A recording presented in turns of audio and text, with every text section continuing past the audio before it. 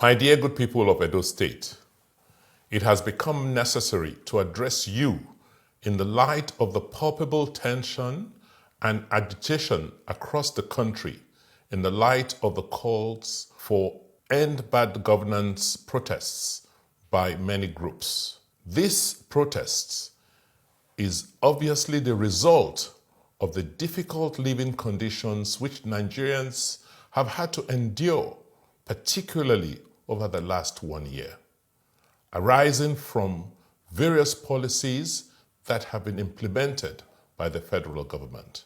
These policies have taken severe toll on our citizens who have had to endure astronomical high food prices, high transportation costs, galloping inflation, and loss of operating capital by small business owners across the country. It has become evident that a lot of the policy measures undertaken were not properly thought through, leading to adverse consequences that have now put our people in their straits. As your governor, I have been very critical of the poor fiscal and monetary policy management by the federal government, which has led us to this unfortunate situation. You may recall last year how I expressed disappointment over how the fuel subsidy was removed without proper planning, which has now led millions of Nigerians into extreme poverty and untold hardship. The decision on exchange rate unification by the Central Bank of Nigeria exacerbated the cost of living and low capacity utilization in the productive sector, which resulted in high costs of goods and services. With the move, the Naira significantly lost its value without us strategically thinking of how to cushion the resultant difficulties. With the worsening security situation across the country, many farmers have been displaced and cannot produce sufficient food, which has been largely responsible for high food prices.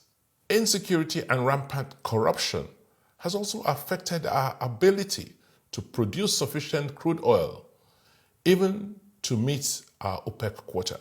The current average production of 1.3 million barrels per day cannot earn enough foreign exchange to meet the current needs of Nigeria.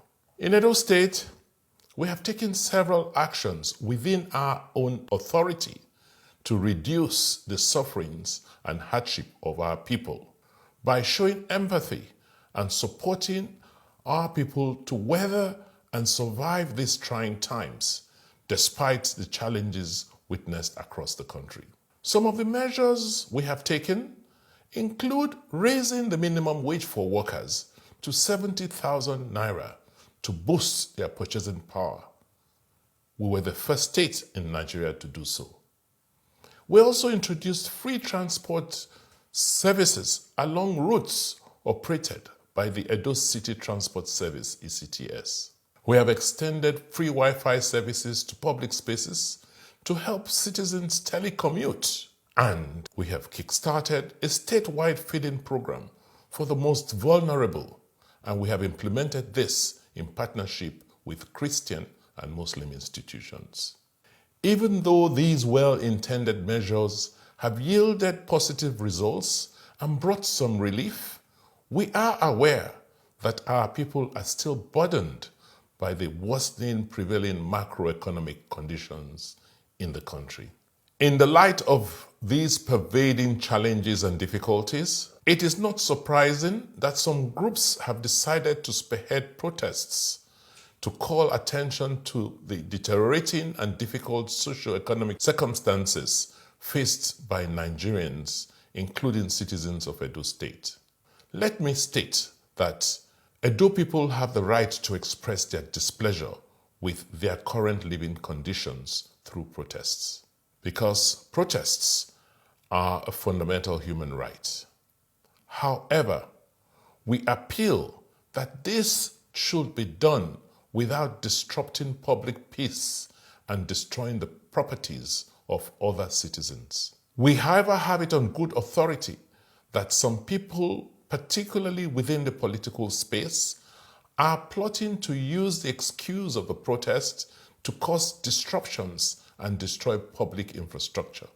Our intelligence reveals that plans have been perfected to infiltrate the planned protest marches to cause wanton destruction of lives and property. Armed thugs and some cult groups have been procured and mobilized to attack and burn public buildings and offices, including the Secretariat complex in Benin City and several newly renovated schools and healthcare centers in several parts of the state. Their motive is to settle political scores ahead of the September 2024 gubernatorial elections. We have taken this intelligence very seriously in the light of the massive mobilization of thugs on the 18th of July 2024 at the Benin airport and the rampant shooting which led to the death of a police officer. I want to use this opportunity to call on the organizers of these protests to consider adopting other forms of protests outside marching and processions on the streets. I am calling on members of the public to be vigilant and not allow miscreants to hijack the peaceful protests to actualize their devious plans to loot shops and markets and cause mayhem in our state. I have mobilized security agencies in the state to be on high alert and ensure that law and order is maintained and to provide protection for genuine protesters who must follow the law and ensure that they carry out their protests in a peaceful and orderly manner. Let me use this broadcast to warn all of those people who want to use this protest as a pretext to destroy and attack business premises and public infrastructure in pursuit of their obnoxious political objectives, that government will bring the full weight of the law on them and spare no resources in bringing them to justice.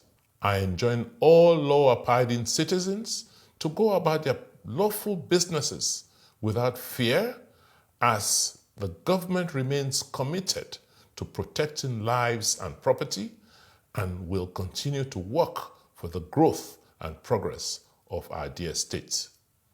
God bless Edo State. God bless the Federal Republic of Nigeria.